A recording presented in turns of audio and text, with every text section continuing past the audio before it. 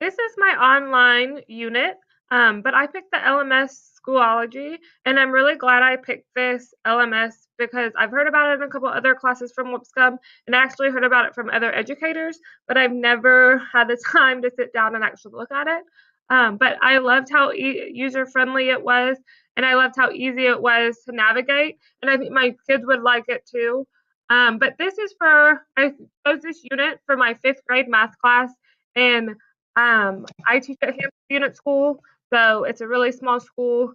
The fifth graders I have 39 fifth graders in two classes. One class is a general education setting with all the same, about the same ability levels. And then I have one class that is an inclusion setting where I have a teacher's assistant with me.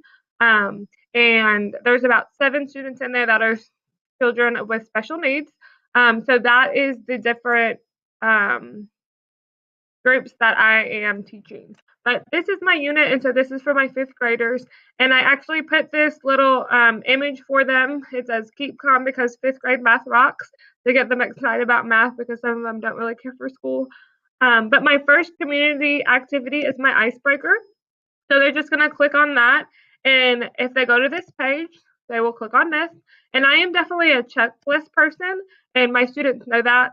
But it tells them everything that they need to know about what to do for this. So it's two truths and one lie. And they're going to read it, and then they're going to click the link, and it's going to go to the Padlet.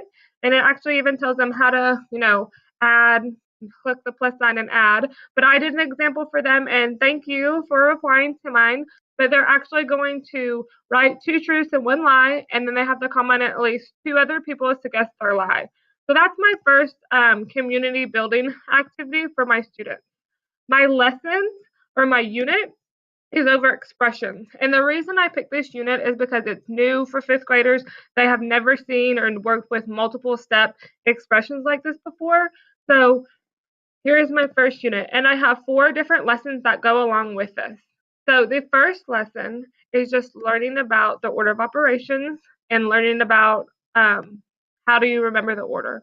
So the task that they have right here, it tells them what exactly to do and all the steps to take.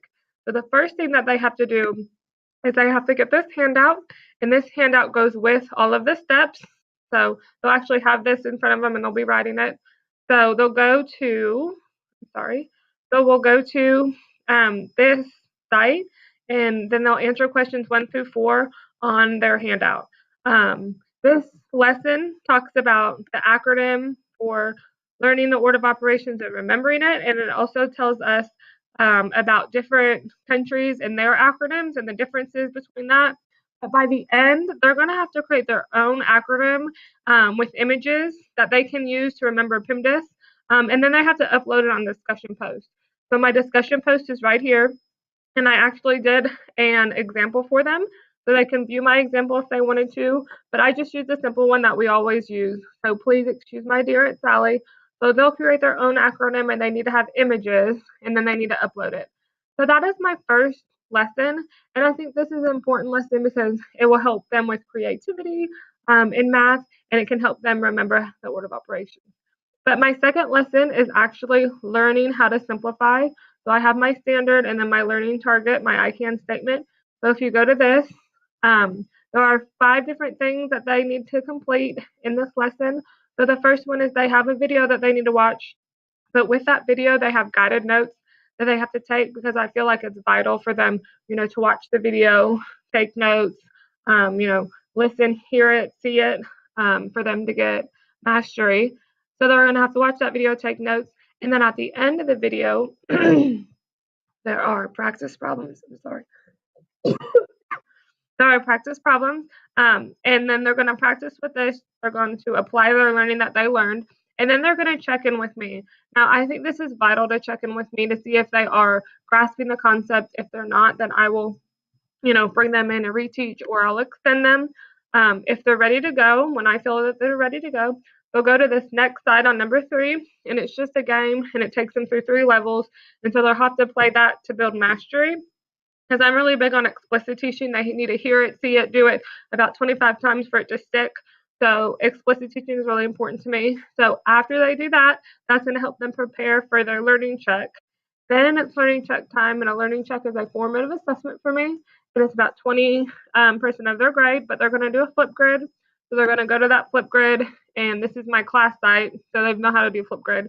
And then they're going to answer this question, and they're going to explain the order operations and answer that question. So that's a quick 20% grade that I can see if they're mastering the concept or not.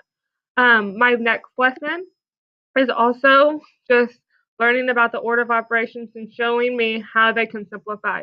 So in this lesson, they're actually going to do this as a partner, and it is, it says, please help, so they'll have to click that, and then it says, Miss McMahon left her brain at home. With your partner, please download the PowerPoint and follow their instructions.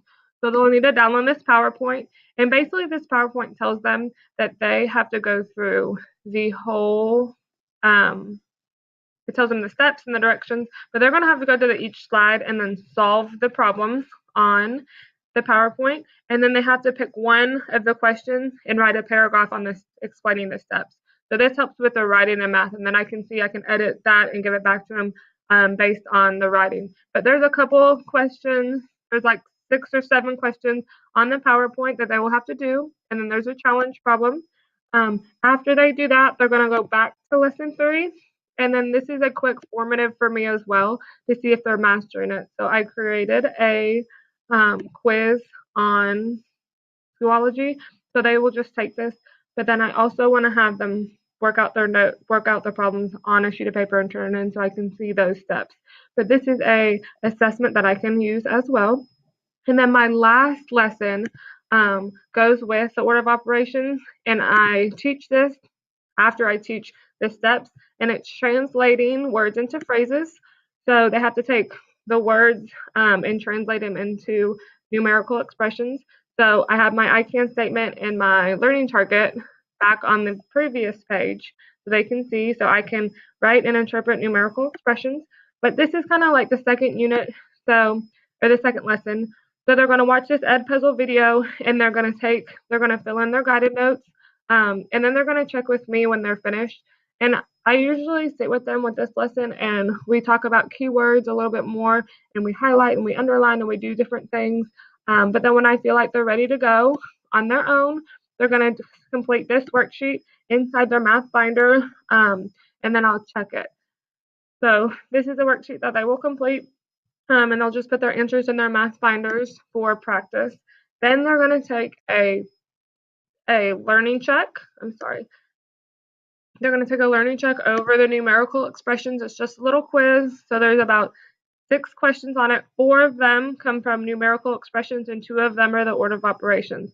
Now this can tell me who's getting which skill and who's not. So then I can better assess my students and put them into groups to see who's getting it, who's not, who needs more help on one skill versus the other skill.